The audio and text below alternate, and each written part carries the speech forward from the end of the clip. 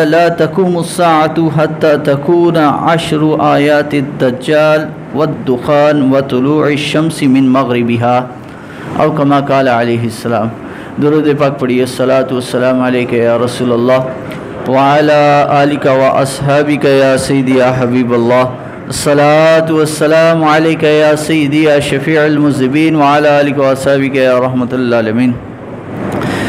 معزز مکرم سامعین حاضرین، آج کا جو موضوع ہے وہ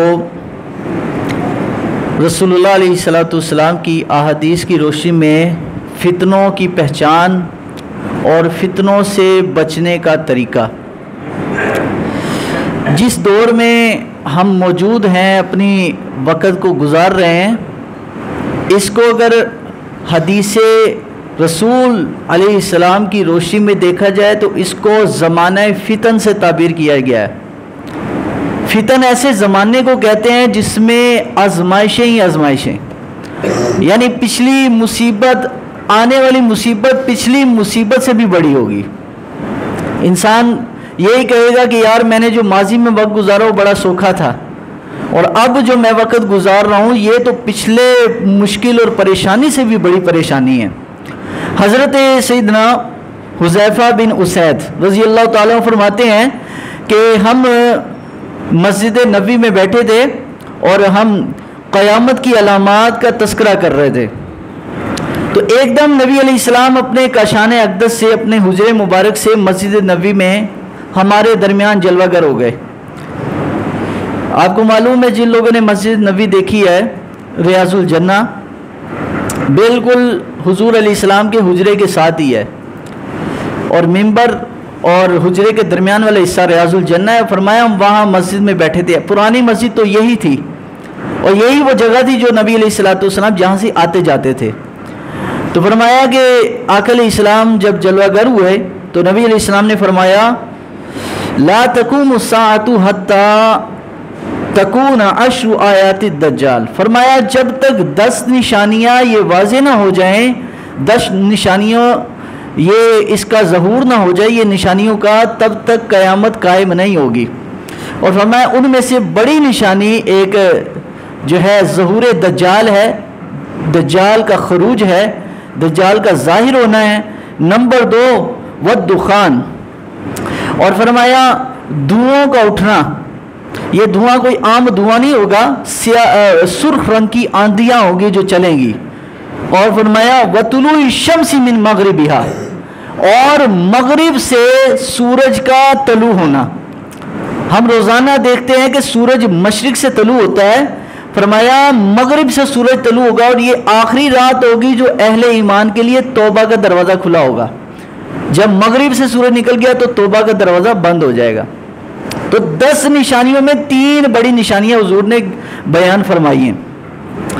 تو حضرت سیدنا عوف بن مالک فرماتے ہیں کہ اللہ کے پیارے حبیب علیہ السلام کے ساتھ ہم ایک خیمے میں بیٹھے ہوئے تھے، تو آقا علیہ السلام کے پاس جب بطور مزاح نبی علیہ السلام نے اپنے صحابہ سے مزاح فرما رہے تھے۔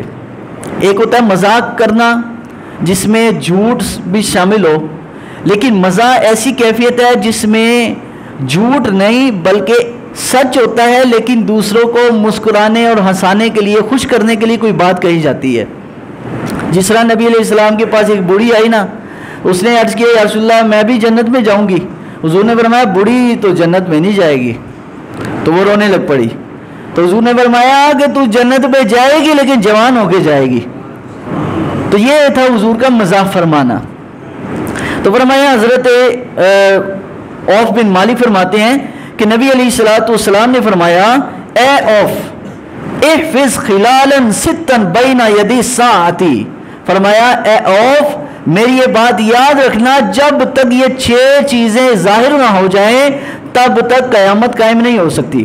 نمبر 1 فرمایا احدہن موتی، سب سے پہلا میرا دنیا سے چلے جانا، یہ قیامت کی بڑی نشانیوں میں سے ہے۔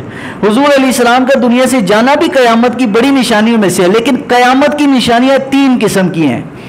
ایک پہلی قسم وہ ہے جو نبی علیہ الصلوۃ والسلام کے زمانے نبوت میں ظاہر ہو گئی تھی، یعنی ایک حضور کا پیدا ہونا اور دوسرا نبی پاک کا دنیا سے چلے جانا، یہ بھی قیامت کی علامات میں سے ہے، لیکن یہ دور کی علامات، علامات بعیدہ اس کے کہا جاتا ہے، دور والی علامات۔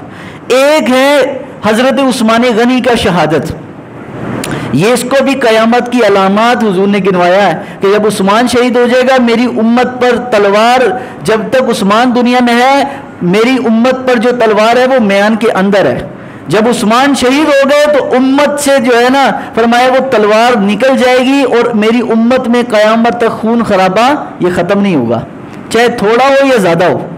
اور اس کے بعد فرمایا فقال فوجمت عندها وجمة شديدة فقال كل اهدى ثم فتح بیت المقدس، فرمایا میری وصال کے بعد جو دوسری نشانی، دوسری حدیث میں حضرت عثمان غنی کی شہادت بیان کی گئی، اس میں بیان کیا گیا بیت المقدس کی فتح، بیت المقدس کی فتح۔ فرمایا نمبر 3 ثم داع يظهر فيكم يستشهد الله ذرائیکم وانفسکم ویزکی به اموالکم ثم تکون اموال فیکم۔ نبی علیہ الصلوۃ والسلام نے ارشاد فرمایا اس کے بعد بیت المقدس کے بعد کی فتح کے بعد پھر میری امت میں بڑی بڑی بیماریاں جنم لیں گی، طاعون، بڑی بڑی وبائیں پھوٹیں گی۔ اب کرونا وائرس، مختلف قسم کی وبائیں ہر دوسرے تیسرے سال کے بعد، کبھی جناب ڈینگی وائرس، کبھی کرونا وائرس، اور کبھی اب مزید وائرسز کے بارے میں نام سامنے آ رہے ہیں کہ یہ مستقبل میں بھی آئیں گے۔ یہ کون ہے کہ جو کر رہا ہے، کون ہے کہ جو بنا رہا ہے؟ یہ باقاعدہ پیچھے یہودی سازش، یہود و نصارہ کی سازش ہے کہ جو کہ مسلمانوں کے اندر یہ سب چیز، اور سب سے زیادہ مسلمانوں کو ان کی بنائی ہوئی مصنوعی بیماری نے جو ہے نا یہ عبادت کے اندر خلل ڈالا ہے۔ نہ کسی سکھ کے گرودوارے میں وہ جناب وہ حکم نافذ ہوا، قانون نافذ ہوا، نہ ہی کسی عیسائی کے گرجا گھر میں ان کے ممالک کی بات کروں، پاکستان میں تو ہے، نہ ہی یہودیوں کے دیوار گریہ میں۔ ابھی یہ پرسوں آپ کے سامنے مسجد اقصی پر وہاں پر فائرنگ ہو رہی، آگ جلائی جا رہی، اور دوسری طرف دیوار گریہ جو مسجد اقصی کے بالکل ساتھ ہے وہاں پر یہودی جشن منا رہے، کوئی کسی کا ماسک نہیں، کوئی کسی نے سینیٹائزر نہیں لگایا، بلکہ وہ جناب میوزک بجا رہے، ڈانس کر رہے ہیں اور خوشیاں منا رہے ہیں کہ ہم نے مسلمانوں کے قبلہ اول کو جلا دیا۔ وہاں پر ایک درخت کو جلایا تھا، قبلہ اول کو مکمل تو نہیں جلایا، لیکن فائرنگ کی، وہاں پر بیٹھے ہوئے معتکفین کو اٹھایا، ان لوگوں کو شہید کیا، بعض کو زخمی کر دیا۔ تو حضور نے فرمایا تیسری علامت یہ ہے کہ بیت المقدس کی فتح کے بعد میری امت میں وبائیں پھوٹیں گی۔ اور اس کے بعد ارشاد فرمایا کہ لوگوں کے اندر مال کی کثرت ہو جائے گی، پیسہ بھی بہت زیادہ ہے آج لوگوں کے پاس۔ اور ایک اور حدیث جو ساتھ بیان ہوئی کہ نبی علیہ السلام نے فرمایا کہ اس امت کے ذلیل ترین لوگ، حدیث میں آتا ہے کہ سیاتی الناس سنوات خداعات یصدق بہ الکاذب ویکذب فیہ الصادق، فرمایا ایسا زمانہ آ جائے گا کہ جھوٹے کو سچا قرار دیا جائے گا، جھوٹ اتنا عام ہو جائے گا کہ کثرت کی وجہ سے لوگ اس کو سچ ماننے لگ پڑیں گے، اتنا جھوٹ عام ہوگا، اتنا عام ہو جائے گا کہ لوگ کثرت کی وجہ سے اس کو سچ مانیں گے۔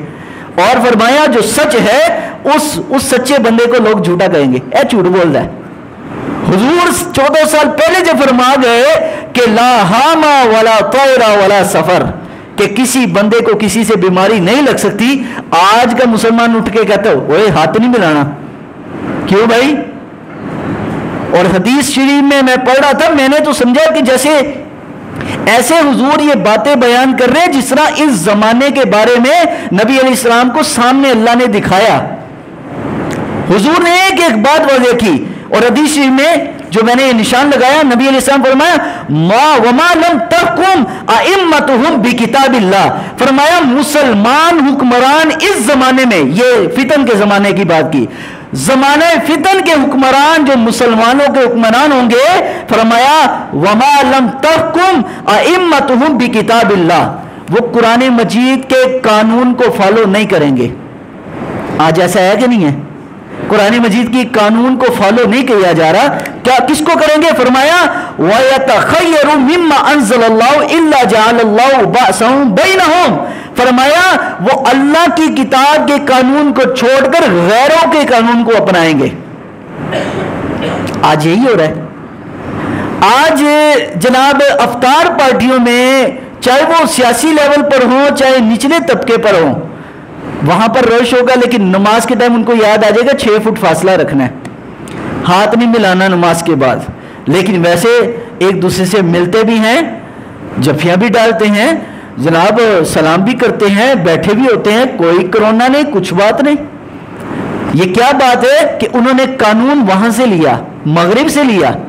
اور حضور حضرت اما عائشہ صدیقہ رضی اللہ تعالیٰ عنہ فرماتی ہیں کہ کان رسول اللہ صلی اللہ علیہ وسلم یتعوذ فی صلاتہ من فتنۃ المغرب، سرکار دو عالم علیہ السلام ہر نماز کے بعد اللہ سے دعا مانگتے، یا اللہ میری امت کو مغرب سے، ویسٹ والی سائڈ سے آنے والے فتنے سے محفوظ رکھنا۔ مغرب کا نام لیا۔ آج ہم بھاگتے ہیں مغرب، جناب میرا ویزا لگ جائے امریکہ کا، میرا ویزا لگ جائے برطانیہ کا۔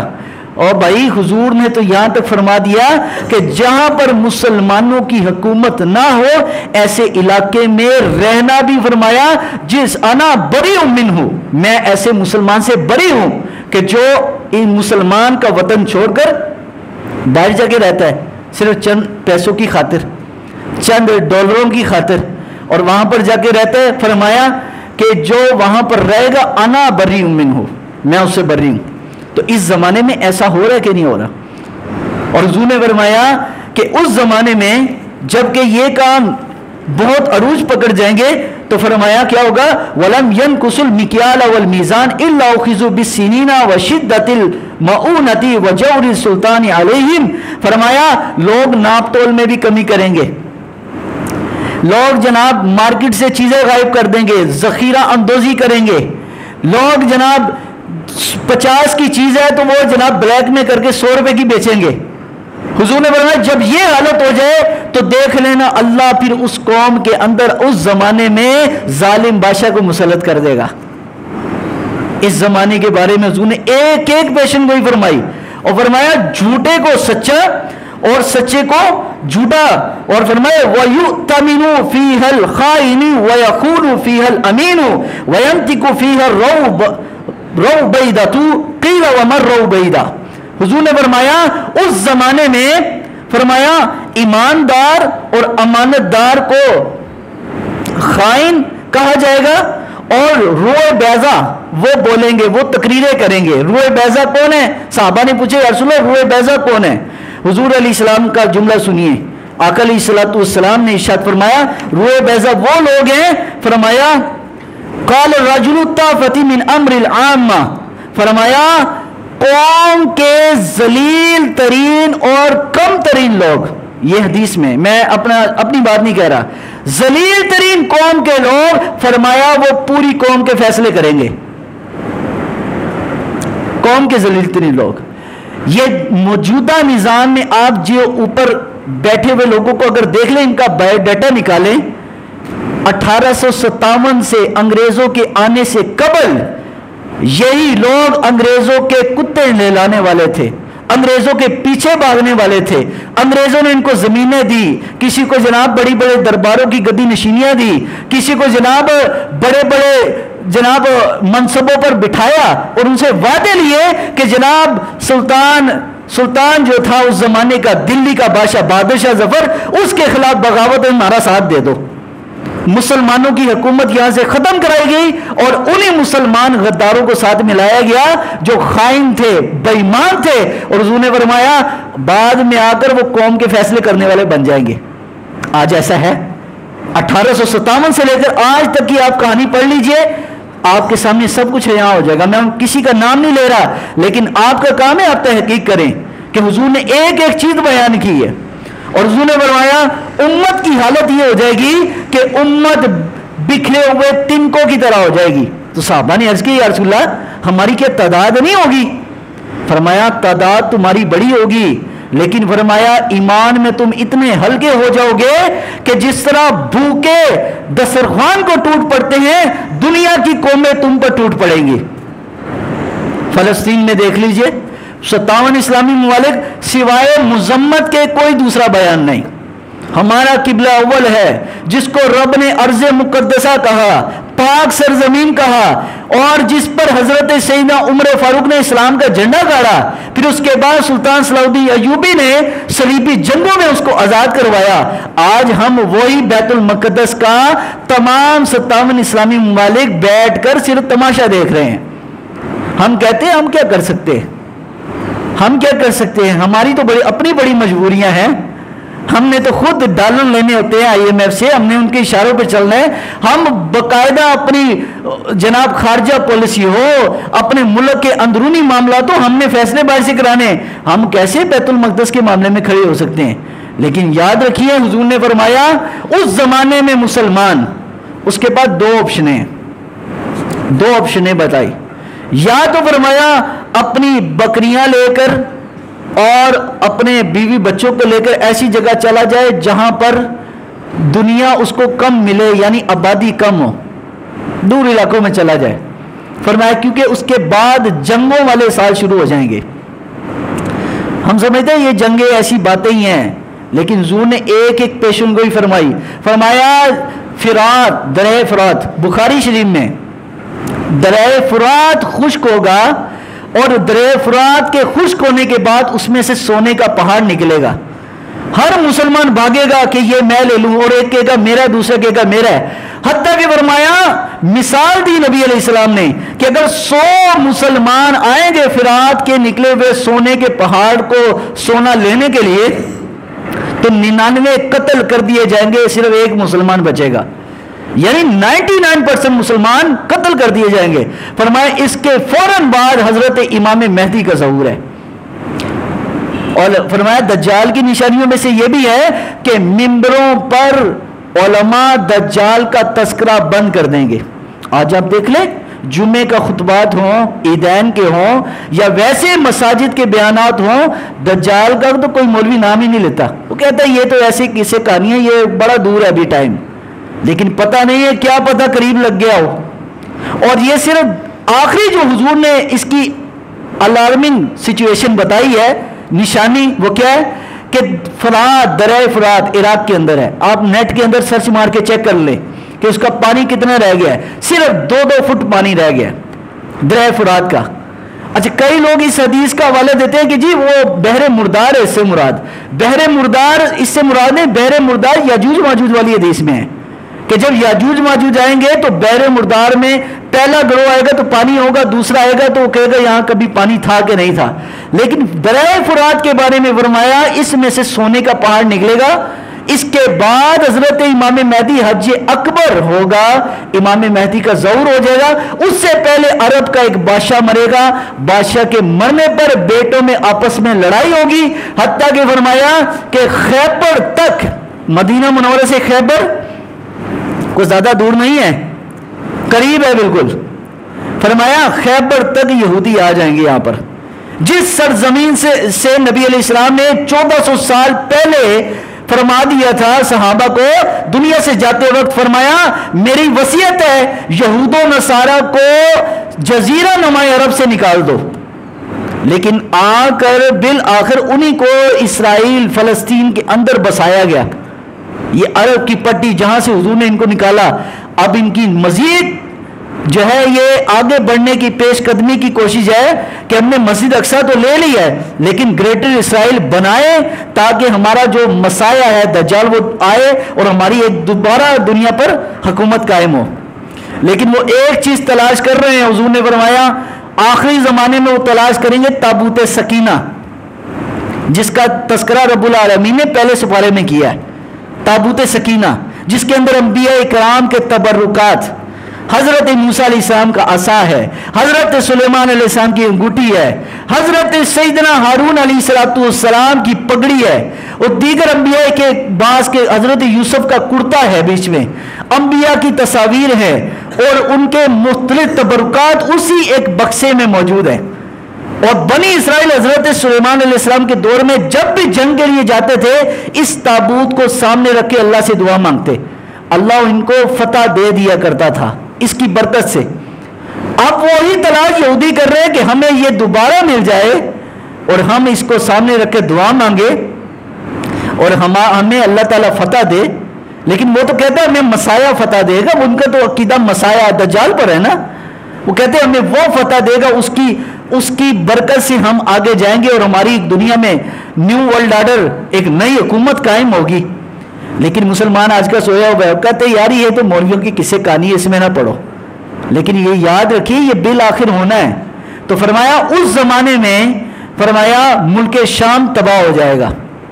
آپ دیکھیے ملک شام کھنڈرات بن چکا، اور فرمایا جب ملک شام تباہی کے دانے پر پہنچ جائے گا، فرمایا سمجھ لو اللہ تعالیٰ نے اس امت سے خیر کو اٹھا لیا، اور فرمایا ہر آنے والا فتنہ پچھلے فتنے سے بڑا ہوگا، ہر مشکل آنے والی پچھلے سے بڑی، حتیٰ کہ مسلمان اتنا تنگ ہو جائے گا۔ یہ ساری احادیث ہیں، یہ احادیث کے مفہوم میں عرض کر رہا ہوں۔ فرمایا ایک مسلمان قبرستان جائے گا، قبر والے کے پاس کھڑا ہوگا اور کہے گا ہائے تو نے بڑا اچھا ٹائم گزار لیا، تیرا ٹائم بڑا سکون والا تھا، بڑا امن والا تھا، ہمیں دیکھو ہر دوسرے دن ایک نئی مصیبت، نیا فتنہ، کہ فرمایا بادل سیاہ بادلوں کے ٹکڑوں کی طرح جس طرح بارش برستی ہے، فرمایا اس طرح مسلمانوں کو پے در پے فتنے برسیں گے کہ بارش کا ایک قطرہ ساتھ ہی دوسرا قطرہ آ جاتا ہے، یعنی فتنے رکے گا نہیں، مشکلات پریشانی بڑھتی رہے گی۔ تو کہے گا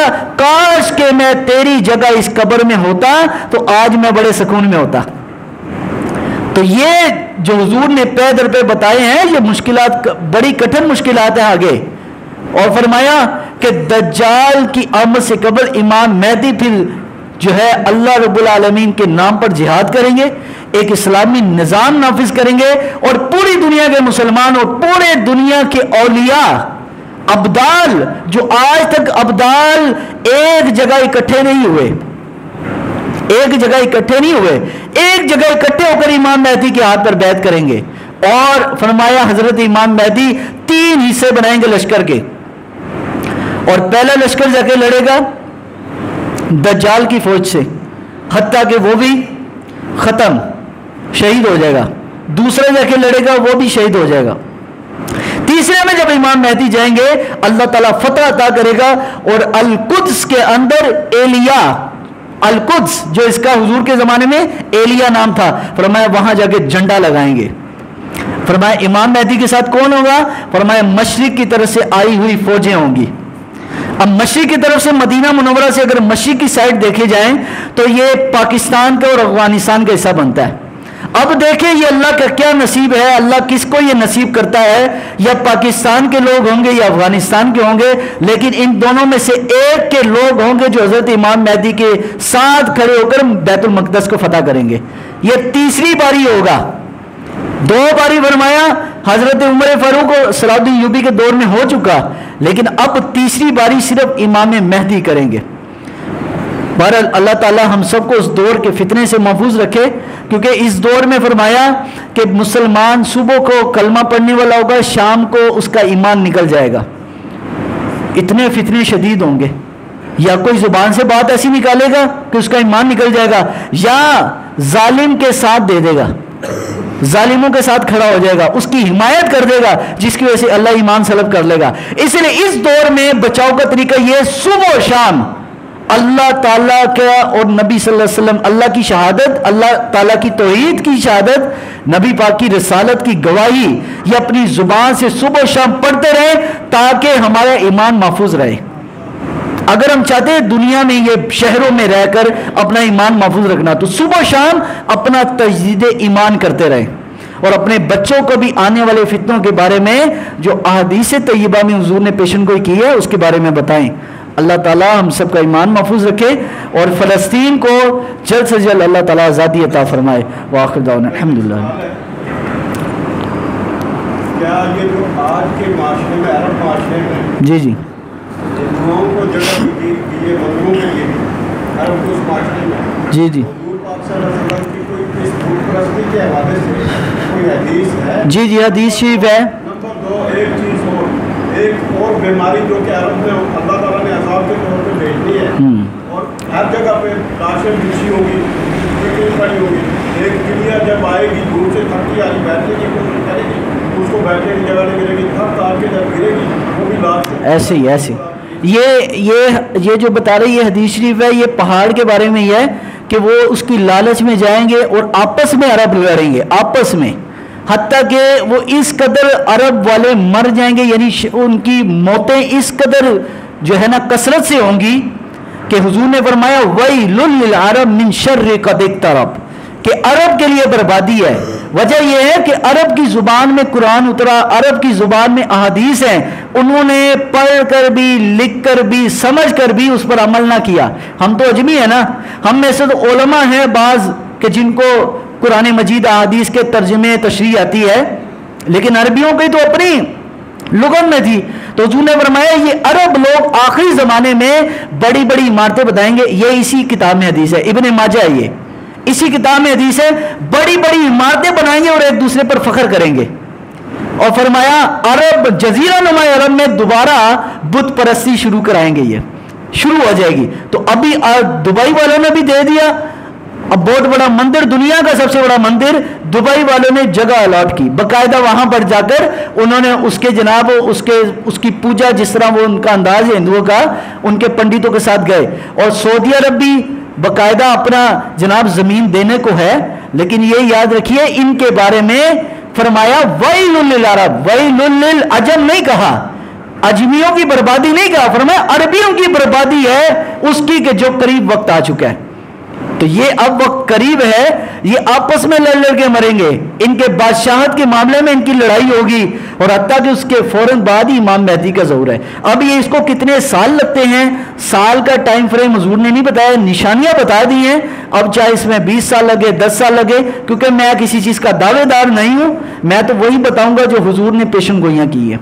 تو اللہ تعالی ہم سب کے ایمانوں کو محفوظ فرمائے۔ اللهم صل على سيدنا ومولانا محمد وبارك وسلم ربنا تقبل منا انك انت السميع العليم وتب علينا انك انت التواب الرحيم۔ اے میرے مالک مولا ہم سب کی حاضری قبول و منظور فرما، یا اللہ اس فتن والے دور سے یا اللہ ہم سب کو محفوظ فرما، یا اللہ ہم سب کے ایمان کی یا اللہ ہم سب کو سلامتی عطا فرما، یا اللہ فتنہ دجال کے متعلق یا اللہ اپنی اولادوں کو، اپنے آنے والی نسلوں کو یا اللہ بتانے کی توفیق عطا فرما، اور اس کے خلاف تیاری کے لیے یا اللہ یہودی تو ہمارے خلاف تیار ہو رہا ہے، یا اللہ اس نے تو اپنی تیاری فل کر لی ہے، وہ دنیا کے بڑے بڑے ممالک چھوڑ کر، اسپین چھوڑ کر، رشیا چھوڑ کر، اسرائیل میں ریگستان میں آ کر بیٹھ گیا صرف تیاری کے لیے، جنگ کے لیے، اور ایک مسلمان سویا ہوا ہے جو ابھی تک امن کی سلامتی سے باہر نہیں آ رہا۔ یا اللہ مسلمانوں کو اپنے نبی کی سنت جہاد کا فرض ادا کرنے کی توفیق عطا فرما، یا اللہ فلسطینیوں کی یا اللہ امداد فرما، یا اللہ یہ 57 اسلامی ممالک تو مردار بن کے بیٹھے ہوئے ہیں، اے میرے مولا اپنے پیارے حبیب کے صدقے سے اپنے فرشتوں کے ذریعے سے ان کی امداد فرما، یا اللہ ہماری دعائیں ان کے حق میں قبول و منظور فرما، یا اللہ ہم بڑے شرمسار ہیں ہمارے وہ مسلمان، یا اللہ ان کے خون بہہ گئے، ان کی ماں بہنوں بیٹیوں کی آبرو ریزی یہودی کر رہے ہیں، یا اللہ ہم کچھ نہیں کر سکتے، میرے مولا تو ہماری دعائیں ان کے حق میں قبول و منظور فرما، یا اللہ ہمارے ایوان بالا میں بیٹھے ہوئے لوگوں کو یا اللہ غیرت نصیب فرما۔ صلی اللہ تعالی علی محمد۔